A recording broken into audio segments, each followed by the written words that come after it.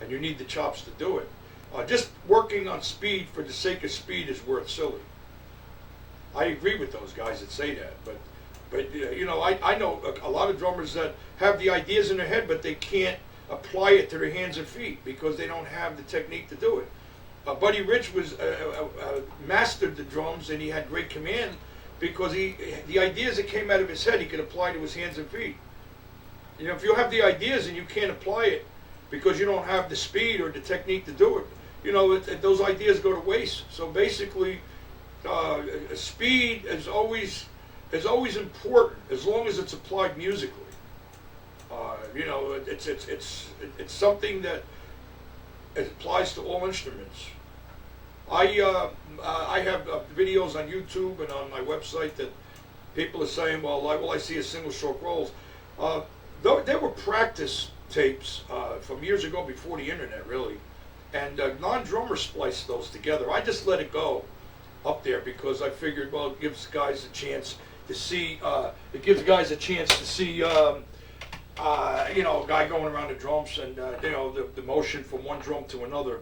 The only videos I'm responsible for up there are the left-hand triplet things with the metronome, but they give you a chance to see how I manipulate the stick and how I practice to a metronome. But you know, some guys, they say, you know, they compare those videos with stage performances. I'm only in a room. In fact, there was one, I think, that for 30 seconds, it's at the end of 3 different solos, and they just splice the ending of a fast thing I was doing at 3 different solos, and you think it's all together, but nothing is shown when it comes to what I was doing before those endings. They were just endings of practice solos. That's all they were, and you know, I just wanted to just explain that to a lot of guys, you know, they could see it's a practice room.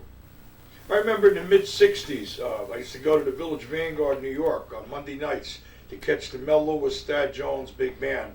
Mel didn't have Buddy Rich kind of chops, but I'll tell you, you couldn't find a more swinging big band drummer than Mel.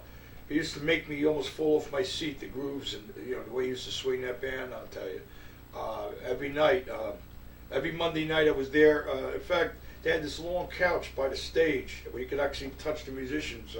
That's how close I was to the band. And I was the first one there and the last one to leave. In fact, I used to sit there studying Mel without moving a muscle. I bet some of those guys in the band might have thought it was a statue or somebody going to hang with a hat in my head or something. But I used to enjoy that band. I'll tell you, just sitting there by them like that, and right next to you could see Mel about 5 feet away from me, and it was really thrilling.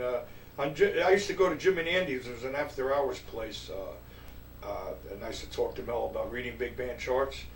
And he told me a lot of drummers, they get so involved with the chart that they don't really listen to the band close enough to know what's going on. If you see a quarter note, a lot of writers, they put a quarter note in there. Without listening to that band, you don't know if it's a long or short note. If you lean into hard on a quarter note and it's just a bop, you're going to look kind of silly hitting your crash cymbals. So basically, and just the opposite. If you just go bop and a band wants you to lead in with a big in a big way, whether it be a half note, an 8 note, or a quarter note, if you listen to the reed section, the brass section, they're all actually telegraphing it to you what that note is about. If you get too involved with the music part of it, you lose your swing, and you're not really listening to the band.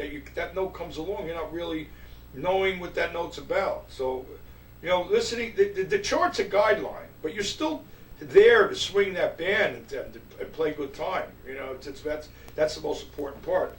I noticed too that a lot of drummers, when they're reading their material, whether it be syncopation or whatever, they're trained themselves when they make a mistake to stop and play the measure again. When you're playing with a band, the band's not going to stop and let you play that measure again. They're going to keep going.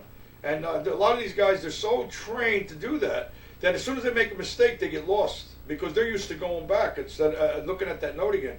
You got to forget that note and go on to the next note. You got to know what one is. You got to train yourself to read a page, no matter how many mistakes you make. Train yourself to know where those measures are, to know where you are in that page, more so than the note you missed. Because a lot of drummers, I'm sure just about every one of them, miss notes here and there.